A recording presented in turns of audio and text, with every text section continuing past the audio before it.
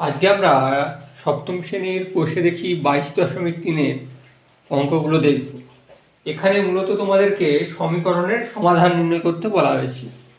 এই সমীকরণের সমাধান নির্ণয় করতে গেলে তোমাদেরকে প্রথম যে জিনিসটা জানতে হবে সেটা হচ্ছে গিয়ে পক্ষান্তর কাকে বলে। আমরা পক্ষান্তর বলতে কি বুঝি? সমীকরণে সমান চিহ্নের এক পাশ থেকে অপর পাশে সংখ্যাকে নিয়ে যাওয়াকে পক্ষান্তর বলা হয়। যেমন ধরো 3x plus 3 equals to ধরো 6। আমি কি বলছি, এই সমীকরণের একটা সমান চিহ্ন, এই সমান চিহ্নের এই পাশ থেকে এই পাশে কোনো সংখ্যাকে যদি নিয়ে যাই বা এদিক থেকে এদিকে যদি কোনো সংখ্যাকে নিয়ে আসি সেটাকে কি বলা হয়? পক্ষান্তর। এই পক্ষান্তর করতে গেলে যে জিনিসটা আমাদেরকে মনে রাখতে হয় সেটা হচ্ছে চিহ্নের পরিবর্তন। কেমন? ধরো সমান চিহ্নের এক পাশে কোনো একটা সংখ্যার সাথে যদি যোগ চিহ্ন থাকে এবং সেইটা সমান চিহ্নের উল্টো দিকে গেলে অর্থাৎ অপর পাশে গেলে সেটা কি হয়ে যায়? বিয়োগ হয়ে যায়। যদি বিয়োগ থাকে তাহলে সমান চিহ্নের অপর পাশে গেলে কি হয়? যোগ হয়ে যায়। যদি গুণ থাকে কি হয়ে যায়? ভাগ। আর যদি ভাগ থাকে কি হয়ে যায়? গুণ। এই যে জিনিসটা খুব ভালো করে তোমাদেরকে মনে রাখতে হবে, কারণ এর উপরেই ভিত্তি করে তোমাদের সবকটা অঙ্ক করতে হবে। এটা যদি ভুল করো তাহলে তোমাদের কিন্তু অঙ্কের উত্তরও ভুল আসবে। এই অধ্যায়ের মূলত যে অঙ্কগুলো করতে বলা হয়েছে চলযুক্ত বিভিন্ন সমীকরণ তৈরি করা বা সমীকরণের সমাধান নির্ণয় করা। হতে পারে তোমাকে বলতে পারে যে x যুক্ত কোনো একটা সমীকরণ রয়েছে, তার মান বের করতে হবে x এর মান, বা তোমাকে বলতে পারে y এর মান বের করতে হতে পারে, বা z এর মান, বা t এর মান, বা m এর মান, এই জাতীয় বিভিন্ন মান নির্ণয় করতে হবে। এই মান নির্ণয়ের জন্য তোমাদেরকে কিন্তু আগের জিনিসগুলো খুব ভালো করে মনে রাখতে হবে। তাহলে চলো সরাসরি আমরা একের দাগে অঙ্কে চলে যাই।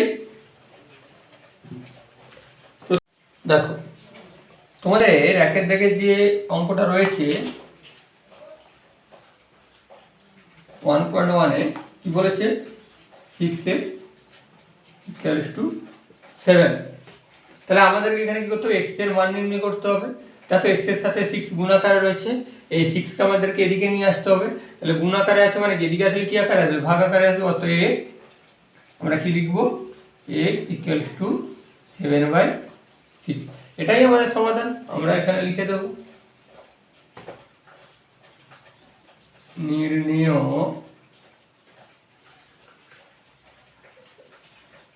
সমাধান x = 7/6 হলো। বোঝা গেল? এরপর আমরা 2-এর অঙ্কটাতে চলে যাই।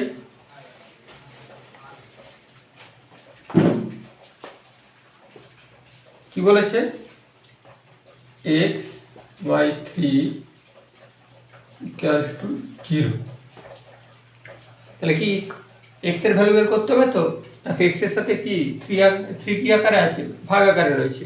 তাহলে আমাকে এই 3 কে এদিকে নিয়ে যেতে হবে। তাহলে কি আকারে যাবে? গুণ আকারে যাবে। কেন গুণ আকারে যাবে? x এর সাথে 3 ভাগ আকারে রয়েছে। বা x = 0, 3। আচ্ছা, কোন সংখ্যার সাথে যদি শূন্য গুণ করি বা শূন্যের সাথে যদি কোনো সংখ্যা গুণ করি তাহলে কি হয়? সবসময় গুণফলটা শূন্য হয়। নির্ণয় সমাধানে কি লিখবো? x = 0। বোঝা গেল? এরপর 3 নম্বর অঙ্কে চলে যাই।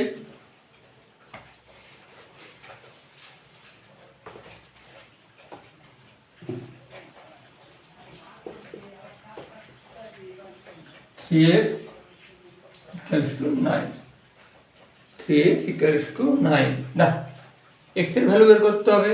আবার দেখো এখানে x এর সাথে 3 কি গুণ আকারে রয়েছে, তাহলে আমাদেরকে 3 কে এইদিকে নিয়ে আসতে হবে। তাহলে আমরা কি করব?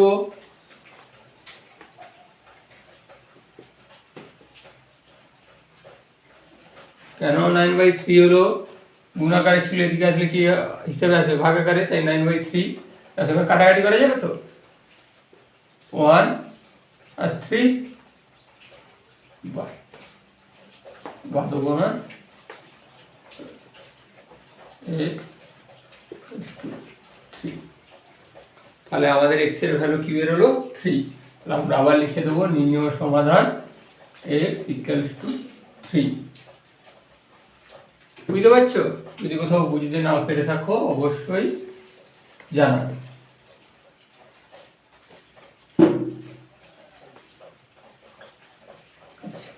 4 নম্বর সমীকরণ কি রয়েছে না x by 3 equals to 2। আমরা 2 এর অঙ্কটা করলাম না, ঠিক একই রকম ভাবে এদিকে গুণ আকারে চলে আসবে 3টা, 2 into 3। তো x equals to 6। দেখো 2 এবং 3 এর গুণ করলে কত হয় 6 হয়।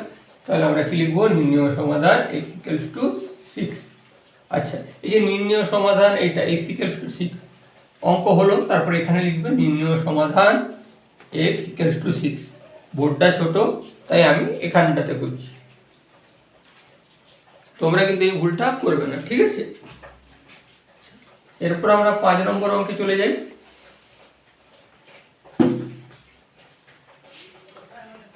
কি রয়েছে 5x minus 2 equals to 8। দেখো x এর ভ্যালু বের করতে হবে, সমানের এইদিকে দেখো একটা সংখ্যা রয়েছে, কি রয়েছে 2।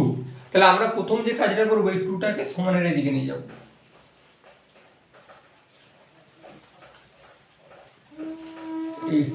এবার দেখো এখানে কি চিহ্ন রয়েছে মাইনাস চিহ্ন, তাহলে সমানের এইদিকে এটা গেলে কি চিহ্ন হবে প্লাস। তো এটা আমাদের কি হবে +2 বা 5x equals to 10 বা equals to 10/5। আবার কাটাকাটি করে দেবো 1 টা 2। x equals to 2। আমাদের নির্ণয় সমাধান কি আসলো বোঝা গেল? আমরা কি করলাম, আমরা কি করেছি না এই যে ধরো 5x - 2 = 8 ছিল, তাহলে আমাদেরকে x এর ভ্যালু বের করতে হবে। x এর ভ্যালু বের করতে গেলে প্রথমে আমাদেরকে কি করতে হবে এই সংখ্যাটাকে সমানের এই দিকে নিয়ে আসতে হবে। তাহলে দেখো আমরা 2 কে যখন এইদিকে নিয়ে আসছি 2 এর সামনে কি চিহ্ন রয়েছে মাইনাস, তাহলে মাইনাসটা সমানের এইদিকে আসলে কি হবে প্লাস হবে। আমরা করলাম না একটু আগে প্রথম অঙ্ক শুরু করার আগে যে সমানের এইদিকে প্লাস থাকলে এইদিকে আসলে মাইনাস হবে, যদি মাইনাস থাকে এইদিকে আসলে কি হবে প্লাস হবে, করেছি তো? ঠিক সেই কারণে 8 + 2 হয়েছে। তাহলে 8 + 2 করলে কত হয় 10, 5x = 10 হলো। আচ্ছা, তারপর কি 5 এখানে কি গুণাকারে ছিল, এটা 1 নম্বর অঙ্ক বা তোমার 3 নম্বর অঙ্ক যেভাবে করলাম 5টাকে তারপর আমরা এদিকে নিয়ে চলে আসলাম, কাটাকাটি করে দিলাম, তারপর x = 2 এসেছে। বোঝা গেল? যদি কেউ কোথাও বুঝতে না পারো অবশ্যই জানাবে। আচ্ছা,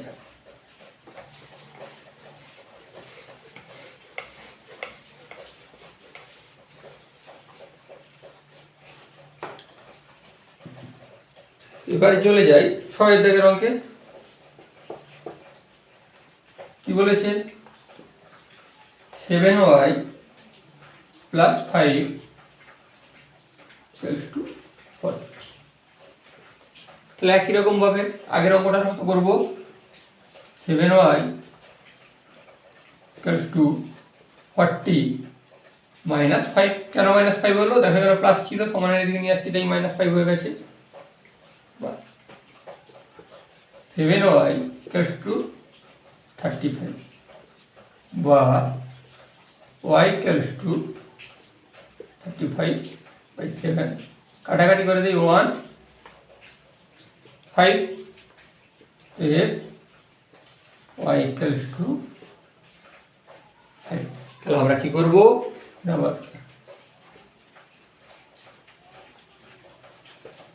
নির্ণয়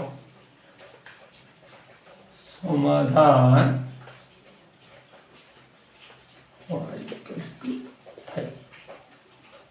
বোঝা গেল কিভাবে হচ্ছে?